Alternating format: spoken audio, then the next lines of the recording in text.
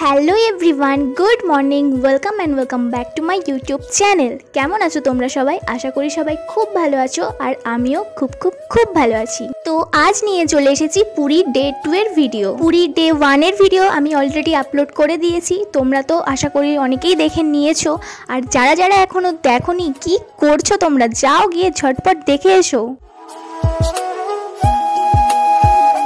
তো আমরা আগে থেকেই ঠিক করে রেখেছিলাম যে পুরী পৌঁছেই প্রথমে জগন্নাথ দেবের দর্শন করব, তারপর বাকি জায়গাগুলো ঘুরব। তাই সকাল সকাল আমরা সবাই রেডি হয়ে গেছি জগন্নাথ দেবের দর্শনের উদ্দেশ্যে যাওয়ার জন্য।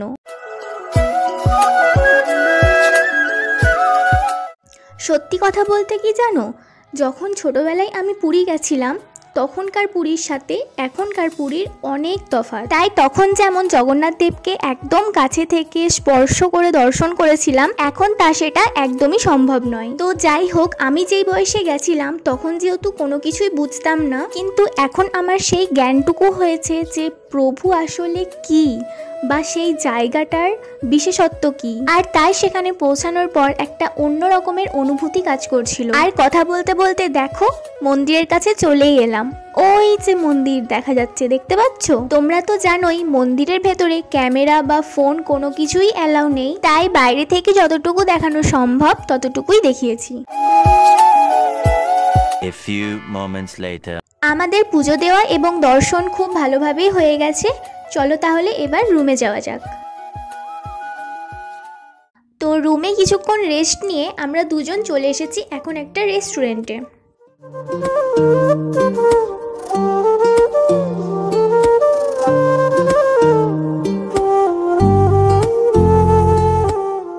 তো আমরা এখানে দুটো পনির থালি নিয়েছিলাম, আর তার মধ্যে ছিল ভাত, ডাল, ঝুরি আলু ভাজা, লুচি, ছোলার ডাল, শুক্তো, পনিরের কি ছিল মনে নেই, আর চাটনি আর পাঁপড়।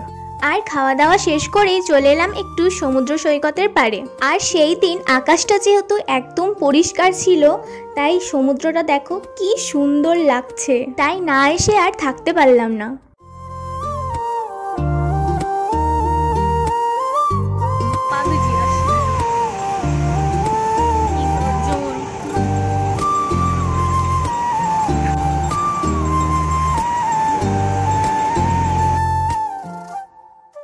এখন বাজে মোটামুটি দুপুর ওই 3টে সাড়ে 3টে মতো। আর এখন আমরা বেরিয়ে গেছি আশেপাশের ওই কিছু সাইট সিনের জন্য। তাই প্রথম সাইট সিনটাই শুরু করলাম বিপত্তারিণী মায়ের মন্দির দিয়ে।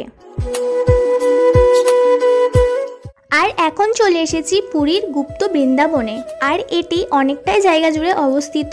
তো চলো, আমি আর কোনো বকবক করছি না, তোমরা পুরো ভিডিওটা লাস্ট অবধি দেখতে থাকো, আশা করি ভালো লাগবে।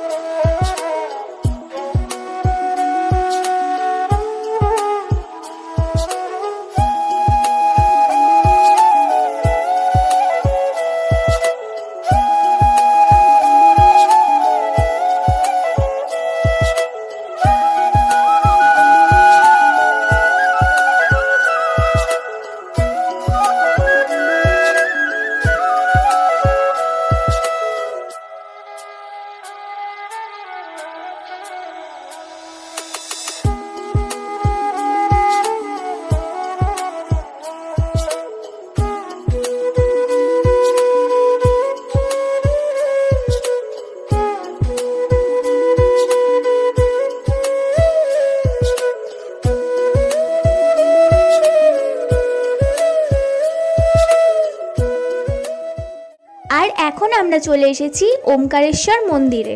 এই মন্দিরে নাকি 108টা শিবলিঙ্গ রয়েছে। চলো তাহলে ভেতরে যাওয়া যাক।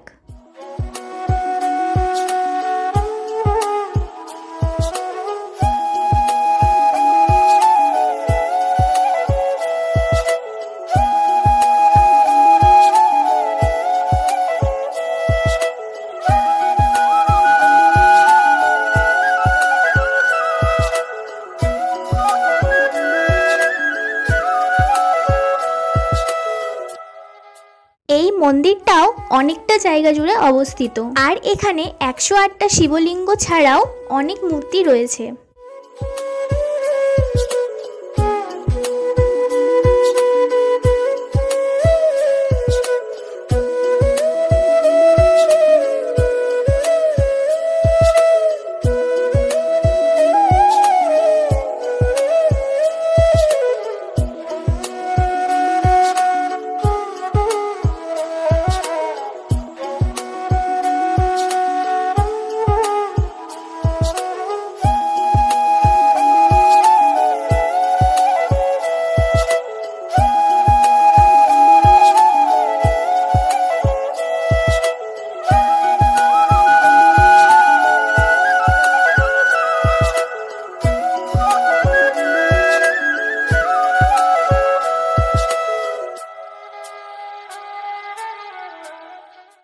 আর মহাদেব যেখানে থাকবে সেখানে তো নন্দী মহারাজও থাকবে, তাই না? আর এখন যেখানে চলে এসেছি সেটাকে বলা হয় জগন্নাথ দেবের পিসির বাড়ি। এই মন্দিরটা দেখে বুঝতেই পারছো জলের একদম মাঝখানে অবস্থিত।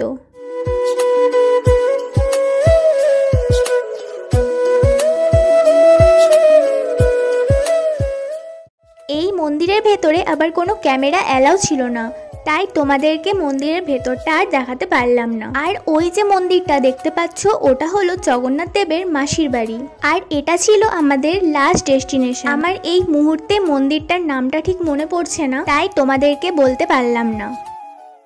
আর এখন ওই রাত 8টা সাড়ে 8টা মতো বাজে। আমরা দুজন আবারও চলে গেছিলাম সমুদ্রের ধারে একটু পা ভেজানোর জন্য। বলতে পারো সমুদ্রে আমরা প্রত্যেক দিনই গেছি। তো চলো আজকের ভিডিওটা এই পর্যন্তই ছিল। এটা ছিল আমার পুরীর ডে 2 এর ভিডিও। ডে 3 এর ভিডিও খুব তাড়াতাড়ি আসতে চলেছে।